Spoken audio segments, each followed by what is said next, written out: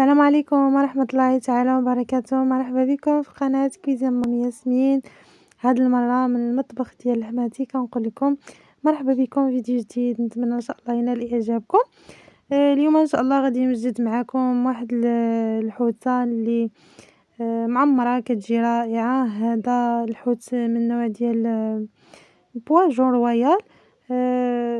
كيف ما شفتوا عندي حوتة كبيرة، عندي هنايا شوية ديال الكالامار، شوية ديال السيبيا، عندي فلفلة مقطعة رقيقة، وعندي قزبرة ومعدنوس، عندي هنايا علبة ديال شامبينيون، وعندي هنايا اللب ديال الحامض، عندي شوية زيت زيتون، وعندي زيتون مقطع.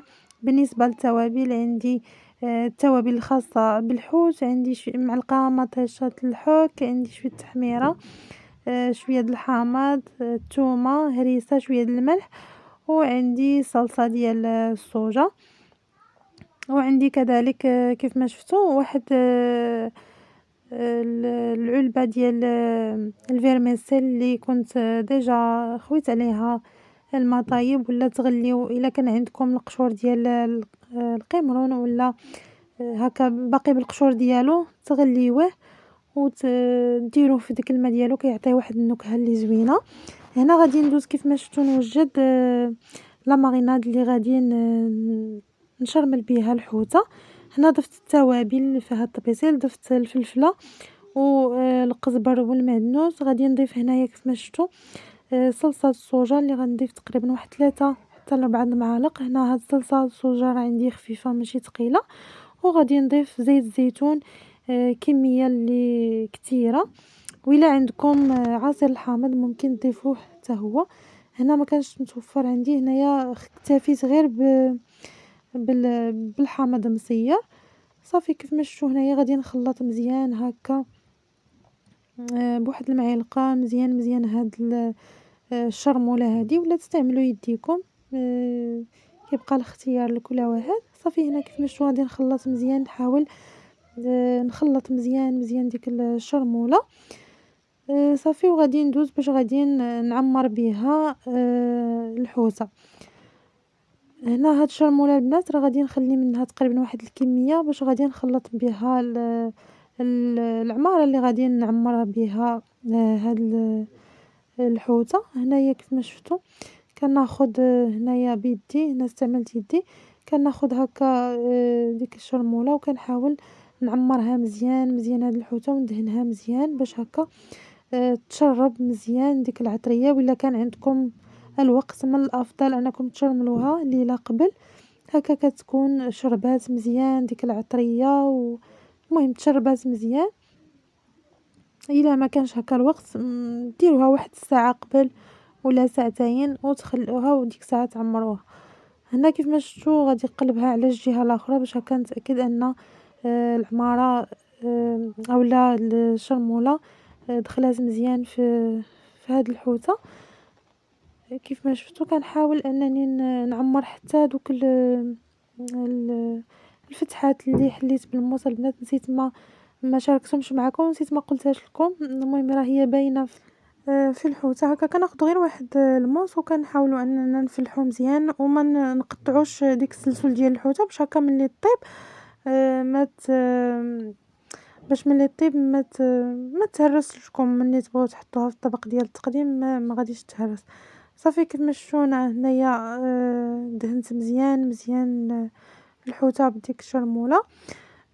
خديت هنا اللاطه فرشت فيها واحد الورق في التحت، الورق ديال الطهي كيف ما شفتوا، وكنحاول هكا نقاد فيه الحوته هكا صافي. وغادي نخليها نحطها هكا على جنب ونخليها باش غادي ندوز نوجدو ان شاء الله الحشوه اللي غادي نعمر بها الحوته. هنايا خديت كيف ما شفتوا الفيرميسيل. هنا البنات انا كنت خويت عليها غير الماء طايب لان كان عندي داك القمرون منقي ما فيش القشور. صافي زدت ديك القمرون والسيبيا، وزدت عليهم ديك الفطر واللب ديال الحامض والزيتون مقطع، وزدت هنايا كيف ما شفتوا ديك الشرموله اللي بقات ليا، وزدت هنايا كيف ما شفتوا صلصه الصوجا. هنا تقريبا زدت واحد 3 ديال المعالق تقريبا، وغادي نزيد شويه ديال زيت الزيتون صافي، وغادي نزيد تقريبا واحد المعلقه كبيره ديال العطريه ديال الحوت وصافي. والملحه كيبقى على حسب الذوق. هنا البنات انا ما ضفتش الملحه حتى نذوق، لان الزيتون مالح، صلصه الصوجا حتى هي مالحه، وعندي الملحه في ديك العطريه ديال اللي شرملت بها الحوته ولا ديك. المهم منين نخلطو مزيان مزيان غادي نتاكدوا من الملح ونذوقوا. فهنا انا فاش ذقت يعني ما كانش خاصني الملحه، لان كما قلت لكم عندي هنايا الحامض مالح، عندي صلصه الصوجا مالحه، المهم الزيتون حتى هو صافي. المهم هنايا غادي كيف ما شو خلطت مزيان مزيان ديك الحشوه صافي. جبت هنا الحوته من بعد ما شربات ديك العطريه ديالها، جبتها وصافي بديت كنعمرها كيف ما شو غير بيدي. كنحاول اني نعمرها مزيان وندخل لها مزيان حتى في الراس ديالها العماره صافي. المهم هاد الحشوه اللي درت تقريبا البنات جات هي هذيك، المهم ما بقى منها حتى شي حاجه صافي. المهم نحاول نعمرها مزيان كيف ما شفتوا، ونحاول نثبت مزيان ديك العماره باش ما تطيحش هكا صافي. وبديت هنا كنلف عليها ديك الورق ديال اللي غادي تمشي به للفران. كنحاول هكا نثبتو مزيان مزيان ونوحلو مزيان باش ما تحلش، باش هكا تبقى مجموعه، لانكم عارفين الحوت دغيا كيطيب ودغيا كيتحل باش المهم ما تفرتش، ومنين نجيو نقدموها في الطبق ديال التقديم تبقى شاده راسها صافي. هنايا جبت واحد الورق اخر غادي نديرو هكا من الفوق باش يشد هذاك الاخر اللي جا في الفوق. المهم كنحاول هكا نثبتو مزيان، المهم تعطيوها شويه الخاطر باش هكا تحاولوا تلمطوها مزيان مزيان صافي. وغادي نديها للفران طيب في الفران. بالنسبه للبنات اللي عنده الفران كبير ممكن يطيبها في الدار، واللي ما عندوش الفران كبير هكا غير صغير ولا ديال الضو ممكن نطيبها في الفران ديال الزنقه. هنا البنات من بعد ما طابت كيف ما شفتوا جات ما شاء الله غزاله. هنا حطيتها في الطبق ديال التقديم اللي فرشوا شويه بالخس كيف ما شفتوا.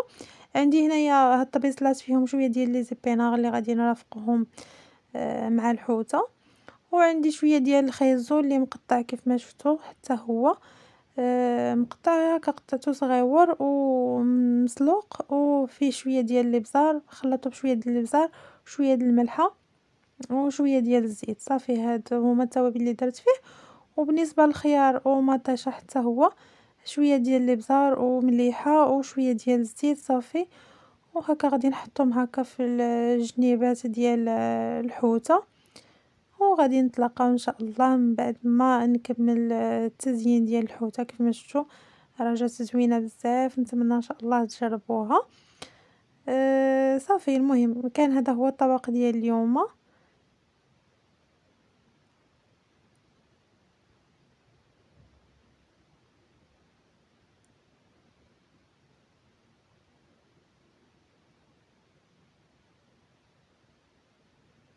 بالنسبه لتزيين البنات ممكن تغيروا فيه، يعني كيبقى الاختيار لكل واحد، واللي متوفر عنده شي حاجه راه غادي يستعملها صافي. المهم كانت هذا هو البلا ديال اليوم. جا ما شاء الله حوته اللي جات غزاله بزاف وجات زوينه، جات لذيذه بهاد الماريناد، جات فعلا رائعه. نتمنى ان شاء الله تنال اعجابكم.